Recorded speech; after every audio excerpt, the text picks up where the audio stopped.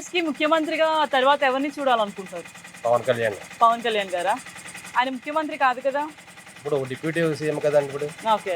CM అంటే next CM Chandrababu Naidu కాకుండా పవన్ కళ్యాణ్ అయితే బాగుంటదంటారా? పవన్ కళ్యాణ్ అయితే బాగుంటుంది. ఎందుకు అలా? అంటే ఆయన ఆయన చేస్తారు కదా. ఎలాంటి డెవలప్మెంట్ చేస్తారని మీకు నమ్మకం ఉంది? విలేజ్ అంటే సేవ చేస్తారు కదండి ఆయన. ఓకే.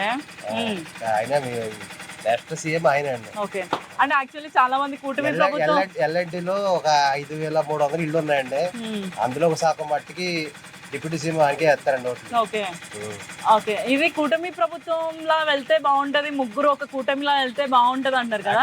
అంటే మీరు సెపరేట్ గా పవన్ కళ్యాణ్ గారు బాగుంటది అని అంటారు కదా, దాని గురించి మీ అభిప్రాయం ఏంటి? ఇప్పుడు ఏముందని నెక్స్ట్ బీజేపీలోకి చిరంజీవి గారు వెళ్ళిపోతారండి. అంటే ఓకే. ఈ మట్టికి సీఎం ఈయనండి. ఇంకా నెక్స్ట్ కూటమి ఉండదండి. ఇంకా ఈ ప్రభుత్వంలో రైతులకి ఏమన్నా ఎలాంటి అన్ని చేశారండి. పవన్ కళ్యాణ్ గారు సొంత డబ్బులతో చేశారండి అన్ని. చంద్రబాబు నాయుడు గారు చేయలేదంటారా? ఆయన రూపాయలు కలిసి తీసారండి. ఆయన ఒక్క రూపాయి కూడా తీయలేదు. సొంత డబ్బులు ఖర్చు పెట్టాడు పవన్ కళ్యాణ్ గారు. మీరు ఎల్ఎన్టీలో ఉంటారండి? ఎల్ఎన్టీ అండి. ఎలా ఉన్నాయండి ఇక్కడ ఫెసిలిటీస్? ఫెసిలిటీస్ అసలు బాగుండదండి.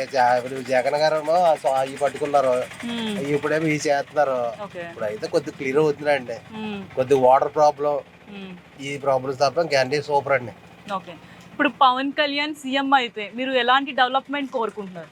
పవన్ కళ్యాణ్ సీఎం అయితే మాకు లేని వాళ్ళకి కొద్దిగా ఇల్లు ఉన్న బ్యాంక్ వాళ్ళు ఇప్పుడు తినేస్తున్నారండి. బ్యాంక్ వాళ్ళు కొద్దిగా బాధ కొద్ది తగ్గాలి.